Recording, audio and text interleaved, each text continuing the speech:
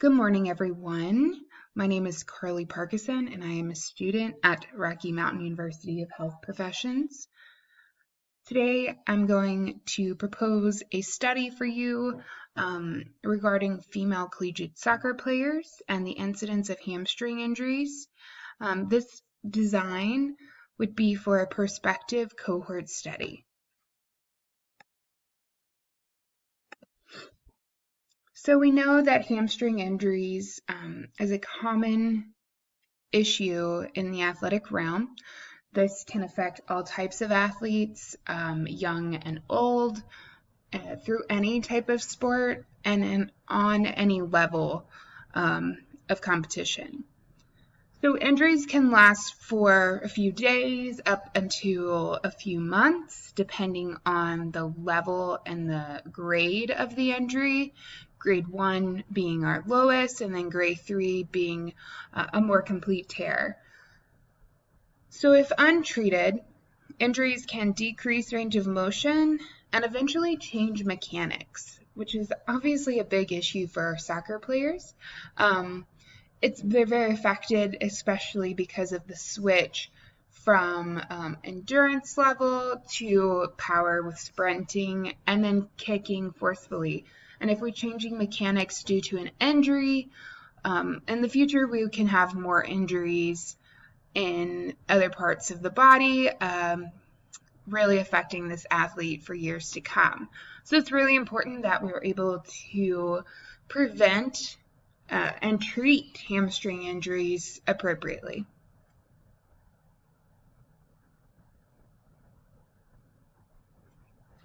So what do we know about female soccer players and hamstring injuries in general? So what we know about hamstring injuries is that they account for about 11 to 17% of all injuries in elite soccer. And then in between 2001 and 2014, we saw a rise of 4% of hamstring injuries across 36 soccer clubs in Europe. So that's a pretty big increase, leading us to guess that hamstring injuries are probably one of the most common injuries, but they're on a rise. So we really need to eventually pinpoint why is this number rising. Does this have to do with maybe the amount of exposure hours that these individuals are playing, or that they're playing too many matches, they're training too much, or improperly. So we also learned that traumatic or acute hamstring injuries are more frequent during the competitive season, where overuse injuries are more common during preseason. The risk of injury definitely increases with playing time or exposure hours, which is what I would guess and hypothesize that the more time that you spend training or playing, more likely you will sustain an injury. So the biggest issue I see here with all of this information is that most research on hamstring injuries in soccer is completed on elite level or professional level male participants. So we want to know, is there a difference in the incidence rate of hamstring injuries for female soccer players compared to male? So I would like to look and compare the current study data to past studies with the similar outcome measures. So are female soccer players at more risk for hamstring injuries during preseason or competitive season? And eventually I would like to break down and look at the acute or traumatic versus overuse as well during those seasons. So there are multiple factors that can lead an individual or place an individual at more risk for a hamstring injury.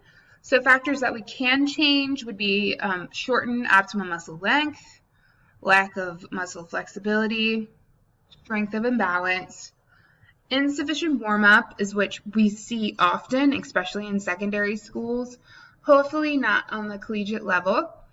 Fatigue, lower back injuries, poor lumbar posture, and increased muscle neural tension. So those are factors that can be changed to then decrease the risk.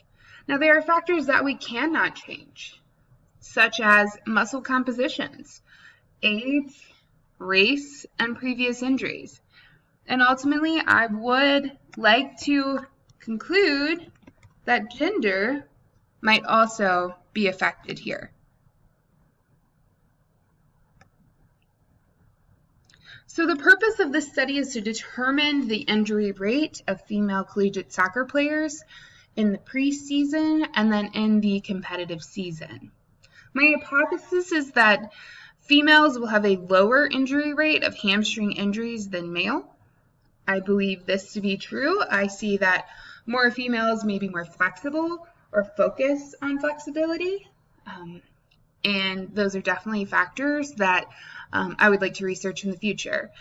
My other hypothesis is that players with more exposure hours will have a higher rate of incidence than those with less exposure hours.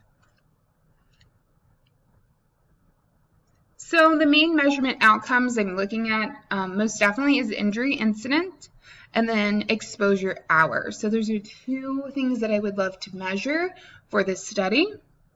My variables being, my independent variable being gender and exposure hours, and then my dependent variable being injury incidence. So for methods to conducting this study, right now we're looking at one cohort of a team from a college or university, so collegiate soccer players, female soccer players, that will be included. My goal is to include all rostered but non-redshirt individuals in this study. The team athletic trainer or coaching staff will record player exposure in minutes during all training sessions and matches. Those training sessions will be the training sessions that are dictated by the coaching staff and not individual training sessions. Injuries will also be recorded through the athletic training and medical staff on campus, but then also the injury and attendance reports will be sent to the cohort once a month for feedback or clarification. So if a player missed a practice, we want to make sure it wasn't due to another type of injury, or if they were sick, or if they just skipped practice, just things we want to know when we are calculating our injury incidence.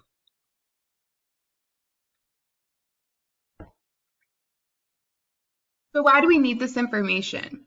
Well, we know that female sports has grown in participation levels throughout the years. In the 70s, just 1 in 27 girls were playing high school sports. In 2012, we saw that 2 in 5 females were participating in high school sports. And then in 2018, the NCAA released that 44% of collegiate athletes in the NCAA were women. So we need this data. This is important. We need to be able to pinpoint the rate and to be able to prevent and treat hamstring injuries properly for all female sports, but especially in soccer. Soccer is growing. It is the most worldwide played sport. It's getting a lot more popularity, especially with the U.S. women's national team. So we definitely want this data.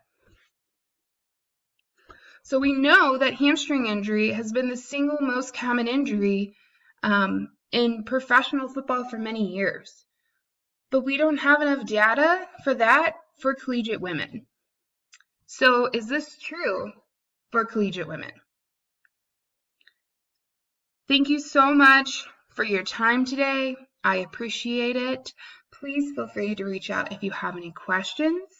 Again, I'm Carly Parkinson.